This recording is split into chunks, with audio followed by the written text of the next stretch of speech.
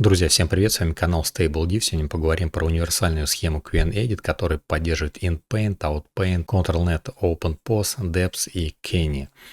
И также, естественно, обычный вариант схемы, классический QNEdit, она тоже поддерживает. Здесь очень много возможностей. Одна схема вам заменит множество других схем, связанных с QNEdit.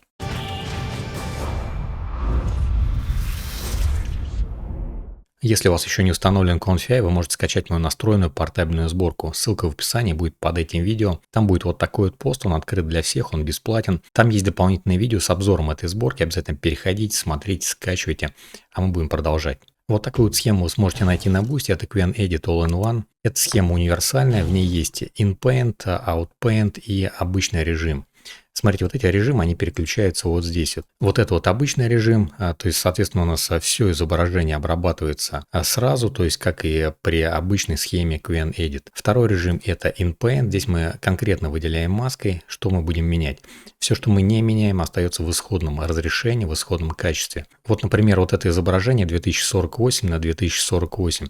Вот такая вот детализация, если мы прогоним ее через первый вариант схемы, то мы сильно потеряем в качестве, в деталях. Если мы прогоняем через вот такой вот вариант схемы, то мы детали не теряем, и у нас остается все неизменным, кроме вот этих вот крыльев. Эти крылья у нас поменяются. Ну и третий вариант схемы, включаем вот здесь, это OutPaint.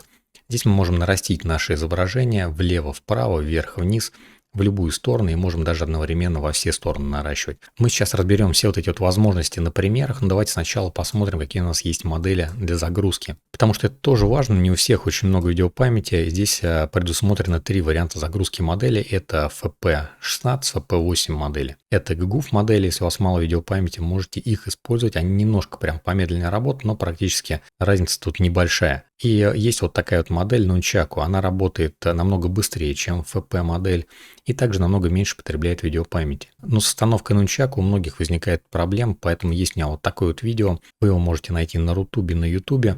И там я очень подробно рассказываю, как поставить Nunchaku, прямо на примерах, как я сам их устанавливаю. Так что переходите, смотрите видео, я думаю, вы разберетесь, как поставить эти Nunchaku, если у вас мало видеопамяти. Но опять же, вот эти вот модели Nunchaku, они, конечно же, подрезают немножко качество. Первое, давайте разберем вариант InPaint. Мы включаем вот этот переключатель на InPaint.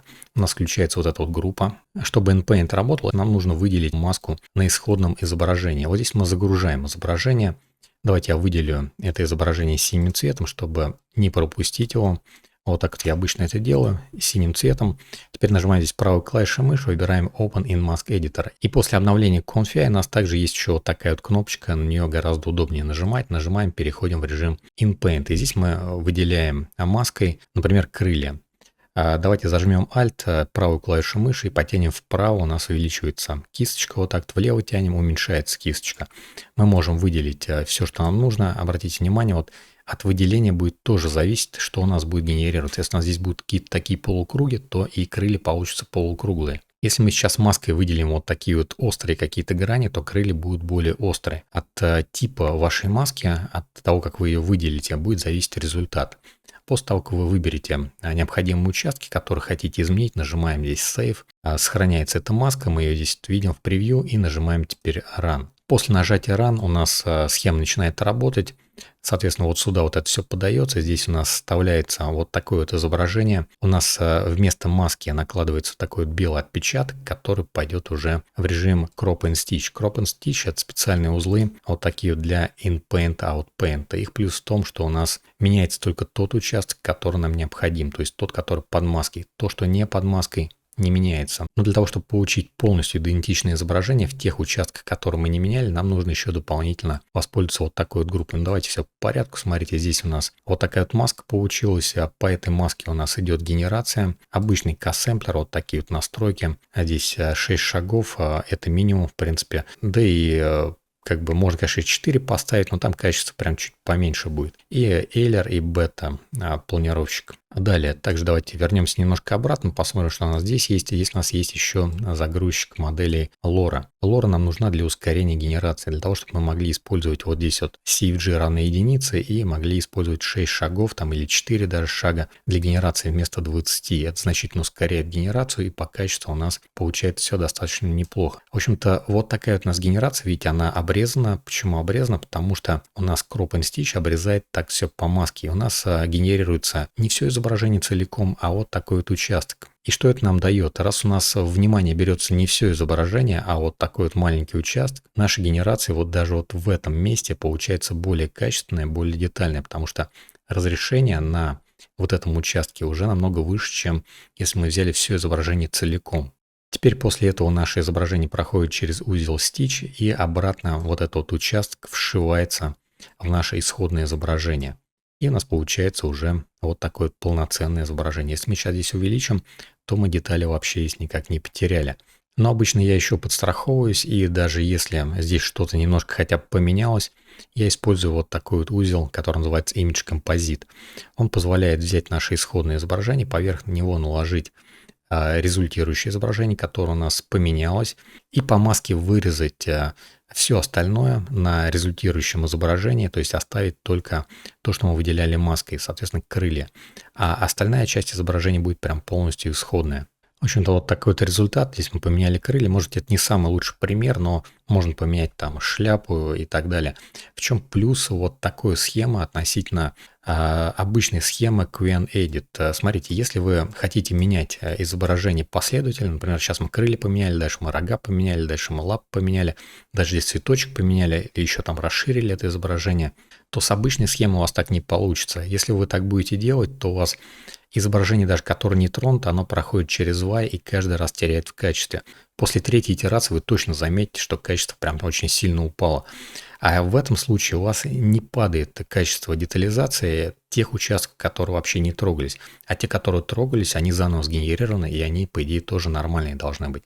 Поэтому вот такая схема достаточно удобна при последовательном редактировании изображений. На втором примере мы поменяем одежду вот у этой девушки. Берем это изображение, закидываем вот сюда, вот нажимаем опять же правой клавишей, выбираем Open in Mask Editor, либо вот эту вот иконочку нажимаем, заходим в управление масками и выделяем маской от тела девушки. Нажимаем Save, после этого мы, опять же, если у вас переключено, включаем режим InPaint, включаем здесь референсное изображение и закидываем сюда референс одежды. Это может быть куртка, футболка, что угодно. Далее мы переходим вот сюда, вот здесь у нас переводчик есть. В первой схеме там тоже писали промпт, там были механические крылья. Сейчас мы пишем здесь «Переодень девушку» с первого изображения в футболку с принтом с второго изображения. Здесь можно отталкиваться от номера изображения, то есть первое, второе изображение, чтобы модели было понятно, что нужно взять и откуда перенести. Далее мы нажимаем Run, и у нас девушка вот таким вот образом переодевается в эту футболку. Конечное изображение у нас вот такое вот, либо вот здесь мы можем посмотреть вот такое вот.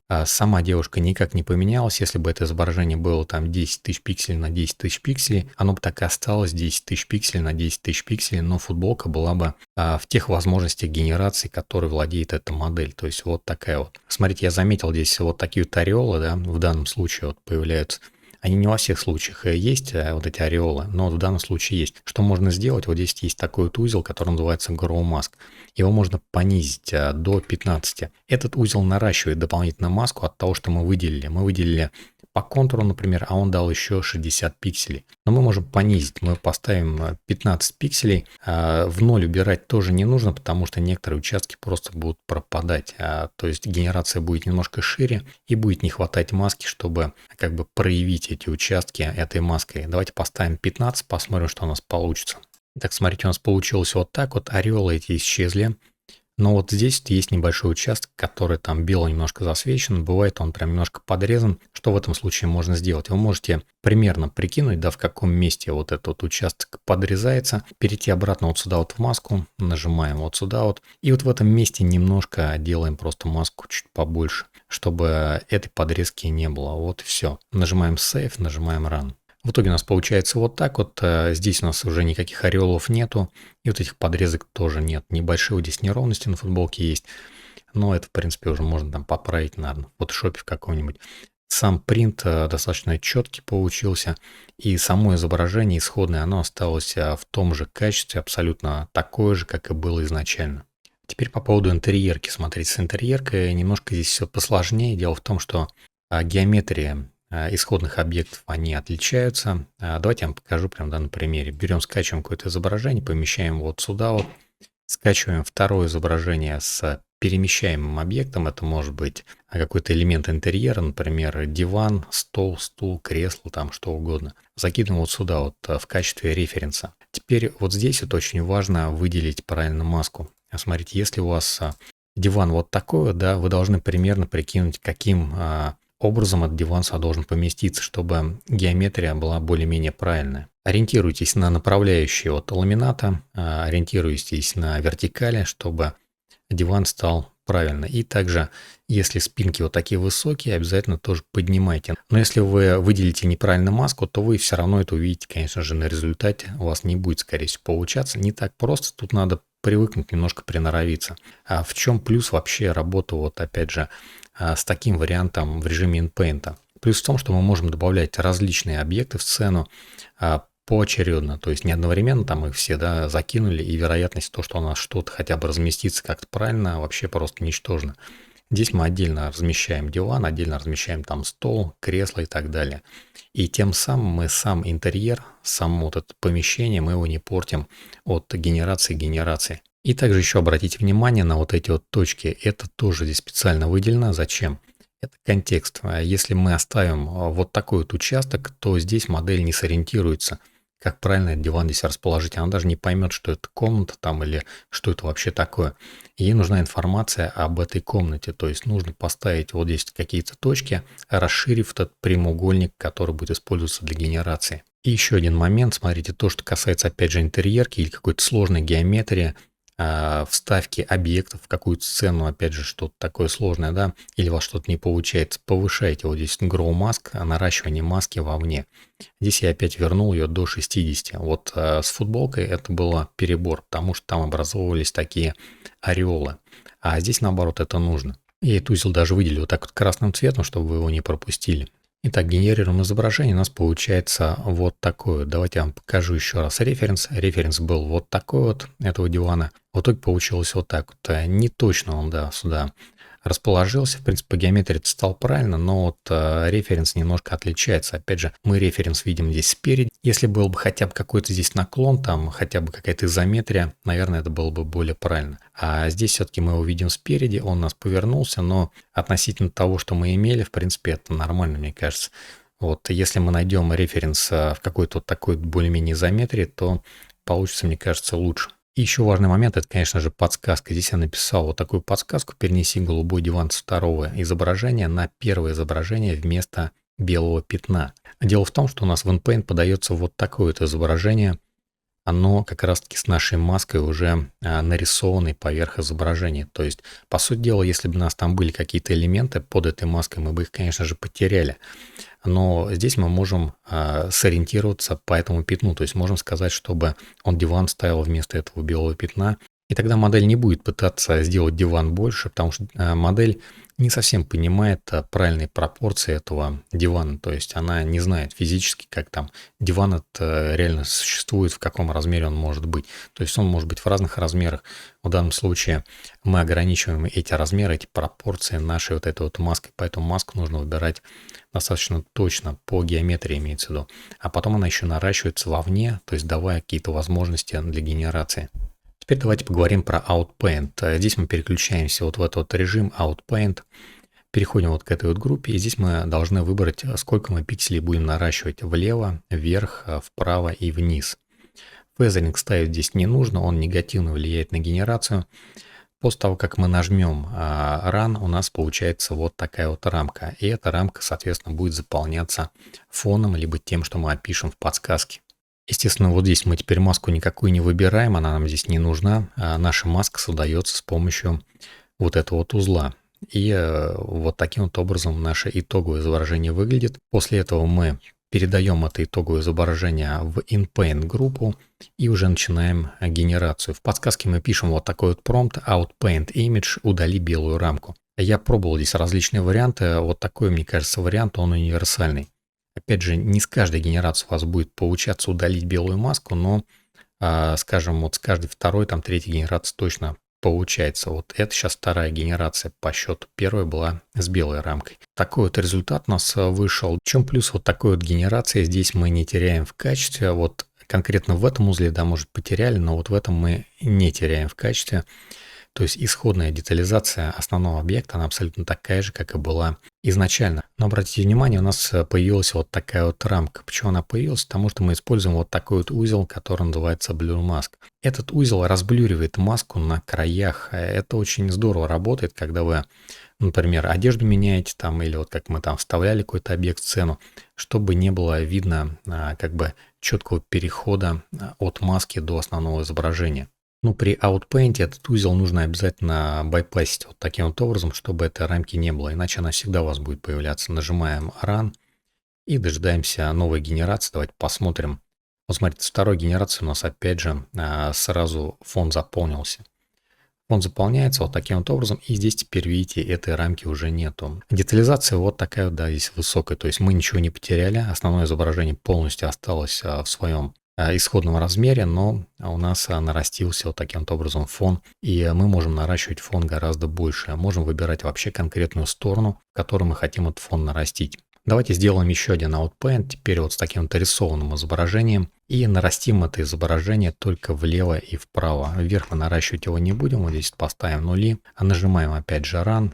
Здесь у нас промпт универсальный, его менять не нужно. Давайте посмотрим, что у нас получится. Смотрите, вот таким вот образом у нас наращивается изображение, обратите внимание, оно у нас квадратное. Дело в том, что вот этот узел, сам Crop and Stitch, ну, Crop узел, он работает в 1024 на 1024, вот здесь это выставляется.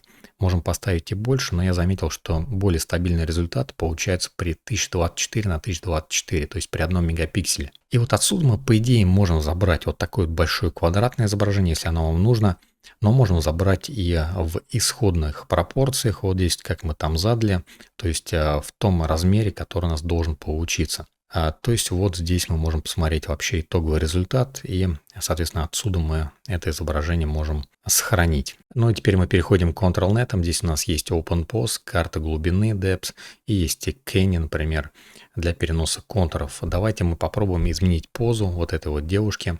Закидываем сюда референс, который мы будем менять, то есть у этой девушки мы будем сейчас менять позу. Включаем второй референс и на второй референс закидываем изображение с человеком, который имеет необходимую нам позу. Например, вот такая вот поза, и вот эта девушка должна у нас в итоге получиться вот в этой вот позе. Далее переходим вот сюда, вот здесь мы включаем изображение целиком. Здесь нам нужен первый режим вот этот, чтобы это изображение обрабатывалось целиком. Далее мы переходим вот сюда вот вправо и включаем здесь Control-Net. После этого мы здесь должны выбрать, какие нам конкретно Control-Net нужны. Давайте оставим просто OpenPose. Смотрите, здесь у нас есть еще карта глубины, Kenny и есть Combine, то есть объединенный вариант из нескольких Control-Net. Давайте пока начнем с OpenPose.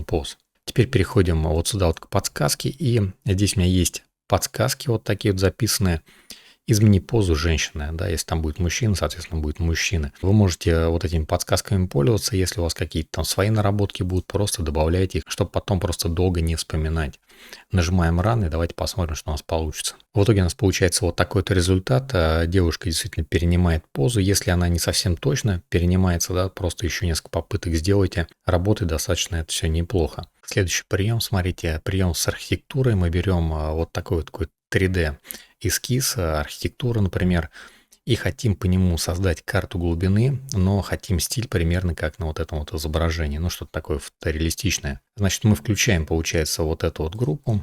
Далее мы переходим, опять же, изображение целиком, вот в этот вот полноценный режим. Включаем Control-Net, и здесь мы выбираем Depth, Kenny и Campaign. Это означает то, что мы будем карту глубины и Kenny вот так вот объединять. У нас получается такой симбиоз карту глубины и Kenny. Далее это мы все подаем вот сюда вот опять же в генератор. И в подсказке прописываем вот такой вот современный стиль. На основе карты глубины сделаю цветную фотографию. Дворец и высотное здание, зеленое растение, закат. Вот здесь вы можете писать то, что хотите. Но вот этот вот момент на основе карты глубины сделать цветную фотографию, это, наверное, важно. Я помещу это сюда вот так вот 5-м пунктом, чтобы это тоже у вас осталось как подсказка вот в качестве вот такого вот приема. И в итоге мы получаем вот такой вот результат. У нас исходное изображение было вот такое вот. Все очень похоже, но наша генерация очень сильно зажата. Она зажата за счет того, что у нас аж два Control-Net. Если мы сейчас возьмем и отключим вот здесь Combine и Kenny, например, оставим только карту глубины, В этом случае у нас уже генерация более свободная, более фотореалистичное изображение получается, но у нас есть несовпадение с нашим исходным референсом, который мы брали за основу. Это вот этот вот референс. Тут, в общем-то, либо так, прям вот идеала какого-то здесь, наверное, не получить, но тем не менее.